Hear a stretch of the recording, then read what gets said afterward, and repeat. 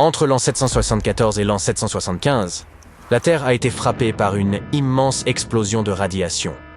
Cette explosion d'énergie a laissé des traces. Les cernes des arbres de cette année-là présentent des niveaux de radioactivité beaucoup trop élevés. Mais quelle en fut la cause exacte?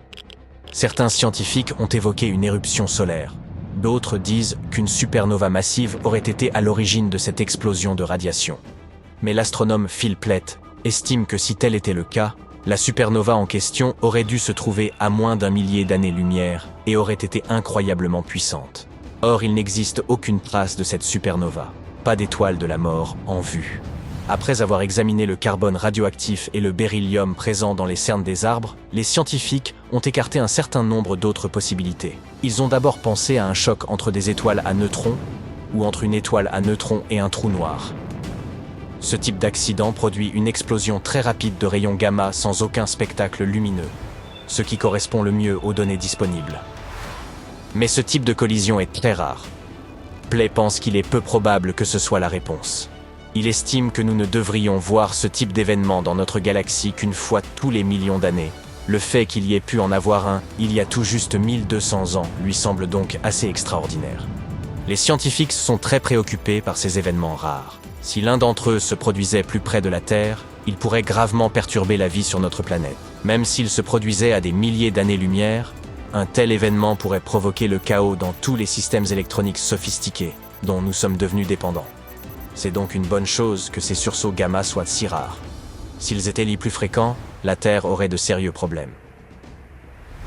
Vous pensez peut-être que si notre planète est capable de résister à des méga-radiations, elle peut facilement résister à quelque chose de moins effrayant, disons des sauterelles. Désolé de vous dire cela, mais ce n'est pas tout à fait vrai. En 1874, au cours d'un été chaud au Kansas, les choses ont pris une tournure étrange.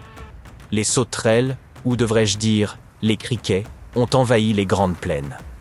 Elles ont déferlé comme une tempête, recouvrant les maisons, les arbres et même les trains qui passaient par là. Ces insectes avaient pour mission de semer le chaos. Les agriculteurs ont dû se démener pour protéger leurs puits et tout ce qui valait la peine d'être sauvé. Les sauterelles se posaient partout, ravageant tout sur leur passage. Même les pauvres moutons y perdirent leur laine. Les sauterelles décapèrent même la peinture des chariots et les manches des fourches. C'est dire à quel point elles sont destructrices. Le bétail essaya de se défendre en les mangeant, mais ces insectes étaient tout simplement trop nombreux. Cette année-là, ces bestioles causèrent environ 200 millions de dollars de dégâts aux cultures. L'invasion fut si sévère que l'armée américaine dut intervenir.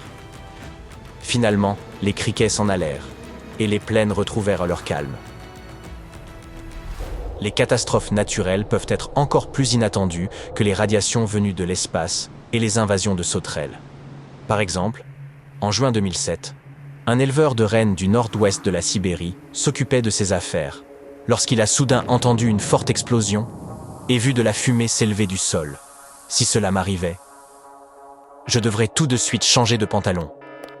Plus tard, ils ont découvert un énorme trou de 7 mètres de large et de près de 20 mètres de profondeur, entouré de morceaux de glace et de terre. Il s'est avéré qu'il y avait plus de 17 trous noirs de ce type dans la région. Ils étaient remplis d'eau tourbeuse et entourés de mystères. Certains pensaient qu'il s'agissait de dolines. D'autres étaient persuadés qu'ils étaient le résultat de tests ultra secrets ou même d'une pluie de météorites. Selon la plus récente théorie, ces trous seraient en fait des cratères causés par le réchauffement de l'Arctique et la fonte des sols. Selon cette hypothèse, le dégel provoque l'éclatement de poches de gaz piégées sous la surface et crée ces trous spectaculaires. Apparemment, ces cratères inquiétants sont apparus à des endroits précis de la Sibérie, où d'anciennes failles géologiques laissent s'échapper du gaz naturel chaud depuis déjà pas mal de temps. Si l'on ajoute à cela les restes de méthane provenant d'anciens sédiments lacustres et libérés par le réchauffement de la planète, on obtient des surprises plutôt explosives. Vous n'avez pas encore peur, d'accord. Vous avez peut-être peur du noir? Si c'est le cas, vous ne devriez pas revenir en 536. C'est l'année où le monde a traversé une période d'obscurité de 18 mois. Un mystérieux brouillard a recouvert l'Europe, le Moyen-Orient et une partie de l'Asie, bloquant le soleil et provoquant le chaos. Un véritable âge des ténèbres, et pour de vrai cette fois. Il s'avère que le principal responsable de ce brouillard fut une éruption volcanique en Islande. Cette éruption répandit des cendres dans tout l'hémisphère nord, provoquant une chute des températures et de très mauvaises récoltes. Les gens gelaient et mouraient de faim. C'était terrible. Les historiens de l'époque ont parlé de l'étrangeté de la situation. Le soleil ressemblait à la lune, les étés étaient glacés et il neigeait même en Chine au mois d'août. Tout cela à cause des cendres volcaniques qui bloquèrent le soleil. Et pour ne rien arranger, cette période d'obscurité a déclenché le début de la peste bubonique de l'an 541. Une période vraiment difficile. Revenons à présent en Sibérie. En 1908, au fin fond de la Sibérie, un astéroïde est venu nous rendre une visite inattendue. Aujourd'hui, nous le connaissons sous le nom d'astéroïde de la Tunguska, mais il n'a pas reçu ce nom immédiatement.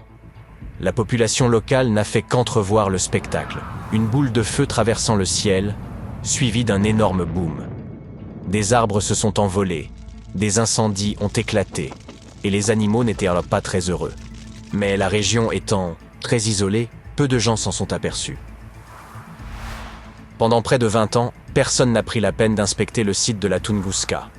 Les gens avaient trop de choses qu'à faire à l'époque. Mais des scientifiques se sont finalement rendus sur place et ont trouvé des preuves de cet astéroïde.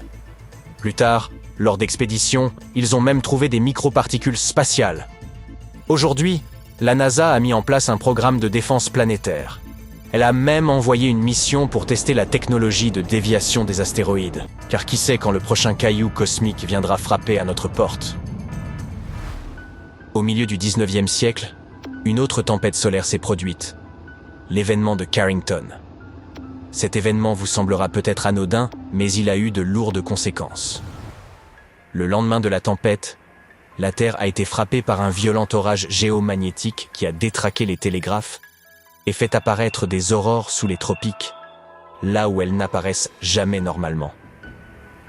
Il s'avère que toute cette folie météorologique a commencé par des phénomènes étranges à la surface du Soleil, des taches solaires par exemple. Ces taches sont à l'origine d'éruptions et d'autres phénomènes électromagnétiques qui peuvent perturber notre technologie. Les tempêtes solaires massives comme celle-ci peuvent jaillir du Soleil, à des vitesses allant jusqu'à 2900 km par seconde. Elles peuvent contenir des milliards de tonnes de matière solaire, ainsi qu'un petit champ magnétique sournois qui adore perturber le champ magnétique terrestre lorsqu'il le rencontre. Maintenant écoutez bien, nous nous rapprochons du prochain maximum solaire, qui aura lieu en 2025. Il est donc temps de consulter l'historique des pires tempêtes solaires, comme l'événement de Carrington, et de faire bien attention. Imaginez qu'une tempête de ce type se produise aujourd'hui, l'apocalypse sur les réseaux. Les entreprises seraient mises hors ligne et nous serions confrontés à de graves dégâts. Heureusement, ces méga-tempêtes solaires ne se produisent pas très souvent. Mais la météo de l'espace étant difficile à prévoir, qui sait quand la prochaine surviendra ?